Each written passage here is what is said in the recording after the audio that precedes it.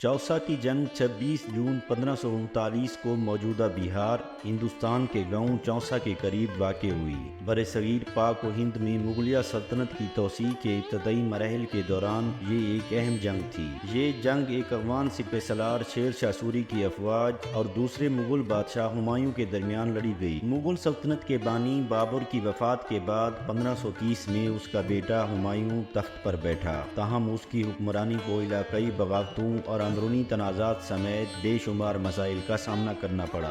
شیر شاہ سوری ایک قابل فوجی کمانڈر ہمایوں کے ایک نمایاں مخالف کے طور پر ابھرا اور شمالی ہندوستان میں اپنی طاقت قائم کرنے کی کوشش کی۔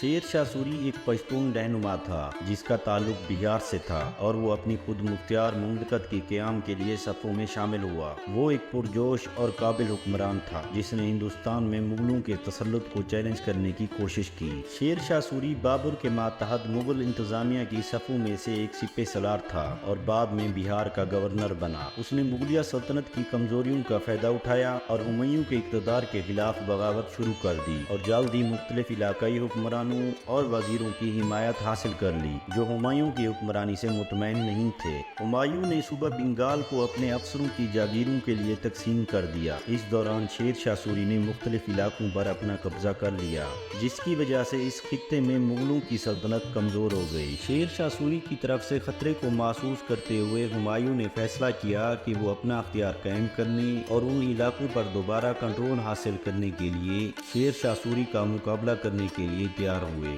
شیر شاہ سوری پر دباؤ ڈالنے کے لیے ہمایوں نے آگرہ کی طرف مارچ کیا۔ ہمایوں نے اپنی فوج کو 2 حصوں میں تقسیم کیا اور اپنے کمانڈر عسکری مرزا کو حکم دیا کہ وہ پہلے حصے کا چارج سنبھال کر آگے بڑھے۔ ہمایوں نے مغل سلطنت کی فوج کے دوسرے حصے کی کمان خود کی۔ دریائے گنگا کے کنارے ہمایوں کی دونوں فوجیں اکٹھی ہو گئی۔ اپنے تجربہ کار افسروں کے مشورے کے خلاف ہمایوں نے دریائے گنگا کو پار کر کے اس کے جنوبی کنارے تک جا پہنچے۔ یہ ہمایوں کی سب سے بڑی غلطی تھی۔ اگرچہ اب ہمایوں کو ایک بہتر سڑک کا فائدہ تھا لیکن جنوبی راستہ جو جنوبی بہار سے گزرتا تھا پوری طرح سے شیر شاہ سوری کے کنٹرول میں تھا۔ شیر شاہ سوری کے جاسوس باقاعدگی سے اپنے آقا کو مغل فوج کی نقل و حرکت سے آگاہ کر رہے تھے۔ ہمایوں کی فوج جب چوسا پہنچی تو اسے خبر ملی کہ دریا کے دوسرے کنارے شیر شاہ سوری کی فوج نے اپنا کیمپ لگا لیا، تو پھر ہمایوں نے اپنے تجربہ کار افسروں کے مشورے کو ٹھکرا دیا اور دریا کو دوبارہ پار کر کے اس کے دوسرے کنارے پر جانے کا فیصلہ کیا۔ وہاں پہنچ کر ہمایوں نے ایک دم دشمن پر حملہ کرنے کی بجائے وہاں جا کر انتظار کیا۔ تاخیر نے شیر شاہ سوری کو اپنے کیمپ کو مضبوط کرنے اور اپنے جوانوں کو آرام کرنے کا وقت دیا۔ بڑی تعداد میں افغان فوج شیر شاہ سوری کے جھنڈے تلے جمع ہوئی۔ اس کے برعکس ہمایوں کو اپنے بھائیوں سے بہت کم یا کوئی مدد نہیں ملی۔ بیماری، مشکلات اور دشمن کے خوف کی وجہ سے اس کے بہت سے فوجیوں نے اسے چھوڑ دیا۔ شیر شاہ سوری اور ہمایوں کی فوجیں 3 ماہ 26 اپریل تا 26 جون 1539 تک آمنے سامنے رہیں لیکن دونوں میں سے کسی نے بھی حملہ نہیں کیا۔ شیر شاہ سوری نے جان بوجھ کر حملہ کرنے میں تاخیر کی کیونکہ اس نے محسوس کیا کہ بارش کا موسم مغل فوج کو نقصان دے گا اور انہیں مغل فوج پر ایک فیصلہ کن فائدہ دے گا۔ اس عرصے کے دوران امن کے مذاکرات کے لیے سفیروں کا تبادلہ بھی ہوا لیکن امن قائم نہ ہو سکا۔ بارش شروع ہوتے ہی دریائے گنگا کی نشیبی زمین پر کھڑا مغل کیمپ سیلاب میں ڈوب گیا جس سے اس کی صفوں میں انتشار اور بے نظمی پھیل گئی۔